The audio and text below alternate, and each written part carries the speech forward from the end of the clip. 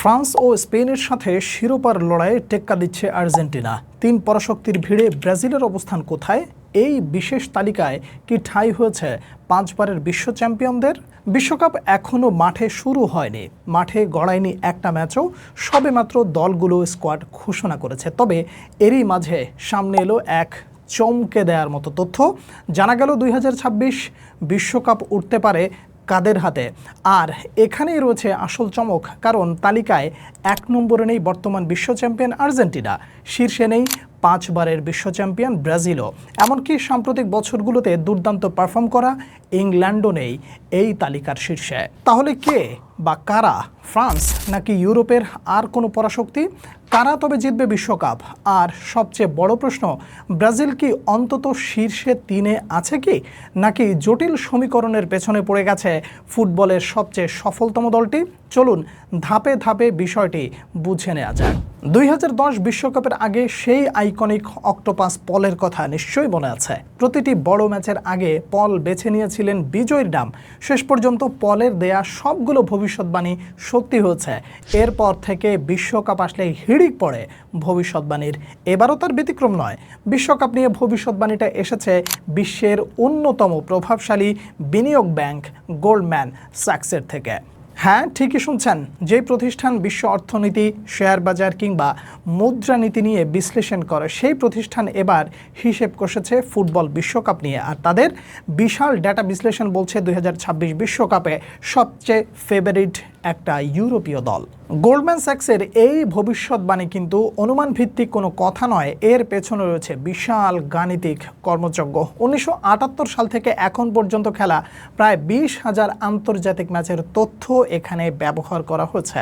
বিশ্লেষণ করা হয়েছে দলের সাম্প্রতিক পারফরম্যান্স, বিশ্লেষণ করা হয়েছে গোল করার সক্ষমতা এবং প্রতিপক্ষের শক্তিমত্তাকেও, এমনকি কোন অঞ্চলে খেলা হবে, কোন দল ভৌগোলিকভাবে সুবিধা পেতে পারে কিংবা কোথায় অসুবিধায় পড়তে পারে, সেসব নিয়েও বিবেচনায় নেওয়া হয়েছে।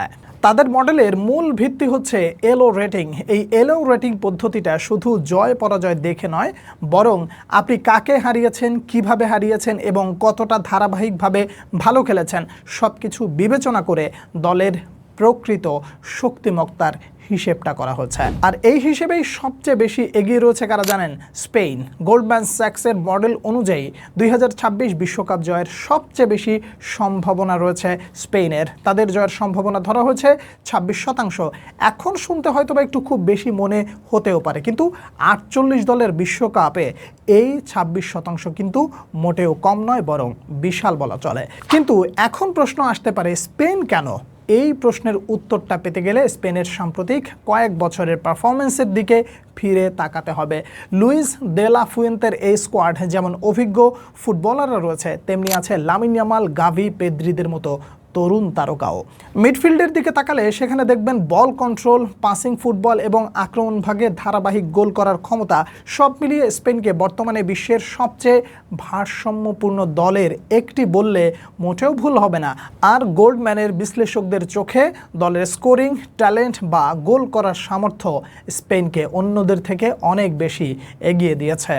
তবে স্পেনের পথটা মোটেও সহজ হবে না, কারণ তাদের ঘাড়ের উপরে নিঃশ্বাস ফেলছে আর এক ইউরোপিয়ান পরাশক্তি ফ্রান্স। 2018 সালের বিশ্ব চ্যাম্পিয়ন, 2022 সালে রানার্স আপ দল কিলিয়ান এমবাপের ফ্রান্সকে তাই এবারও উড়িয়ে দেওয়া যাচ্ছে না বা ছোট করে দেখার সুযোগ নেই। তাদের জয়ের সম্ভাবনা দেওয়া হচ্ছে 19%, অর্থাৎ স্পেনের পর বিশ্বকাপ জয়ের সবচেয়ে বড় দাবিদার ফ্রান্স।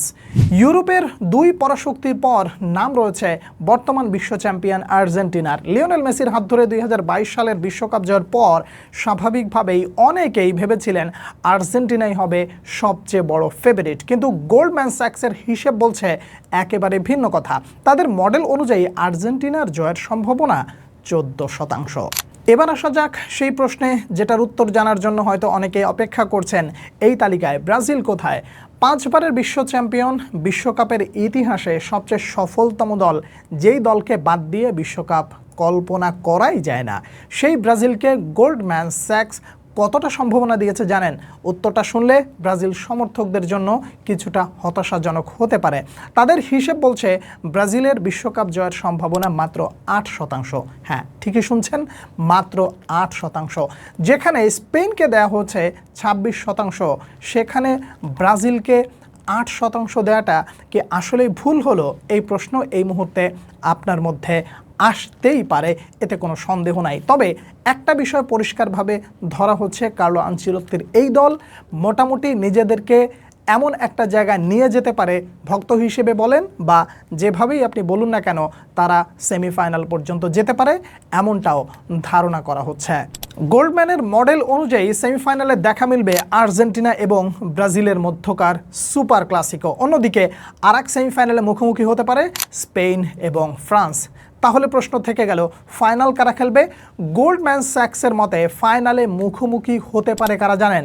স্পেন এবং আর্জেন্টিনা। একদিকে ইউরোপীয় শক্তি, অন্যদিকে বর্তমান বিশ্ব চ্যাম্পিয়ন। ঠিক যেন গেল ফিনালিসিমার পুনরাবৃত্তি। আর সেই ফাইনালে লিওনেল মেসির আর্জেন্টিনাকে হারিয়ে জয়ী হবে লামিন ইয়ামালের স্পেন। অর্থাৎ তাদের হিসেব বলছে 2026 বিশ্বকাপের ট্রফি যাবে স্পেনের হাতে। তবে আরেকটা বিষয় মনে রাখতে হবে, ফুটবল কখনোই পরিসংখ্যানের খেলা নয়, কম্পিউটারের কোনো মডেলের খেলা। মাঠের আবেগ কখনোই বোঝে না, চাপের মুহূর্তে ন্যানো সেকেন্ডে নেওয়া সেই সিদ্ধান্তগুলো কখনোই প্রেডিক্ট করা যায় না। আর সে কারণেই বিশ্বকাপ পৃথিবীর সবচেয়ে অনিশ্চিত এবং সবচেয়ে সুন্দর টুর্নামেন্ট, তাই তো এর নাম দেওয়া হয়েছে the greatest show on earth. পরিসংখ্যান হয়তো বলছে স্পেন ফেভারিট, কিন্তু ইতিহাস বলছে বিশ্বকাপের মঞ্চে সব হিসেব নিকেশ বদলে যেতে পারে যে কোনো মুহূর্তেই। এখন প্রশ্ন আপনার কাছে, গোল্ডম্যান স্যাক্স কি সঠিক তথ্য দিয়েছেন, বা তিনি যে বিশ্লেষণটা করেছেন সেই বিশ্লেষণ অনুযায়ী স্পেন কি 2026 বিশ্বকাপ জিতবে, নাকি আর্জেন্টিনা সোনালি ট্রফিটা ধরে রাখবে, নাকি ফ্রান্স আবারও বিশ্ব চ্যাম্পিয়ন হবে, নাকি ব্রাজিল নিজেদের যে অধরা শিরোপাটা রয়েছে হেক্সা মিশন সেটা সম্পূর্ণ করতে পারবে? সেই উত্তরটা আপনার কাছেই রইল। উত্তরটা আমি জানার অপেক্ষায় রইলাম। পরবর্তী ভিডিওতে আবারও দেখা হচ্ছে, সেই পর্যন্ত অনেক অনেক ভালো থাকবেন। আল্লাহ হাফেজ।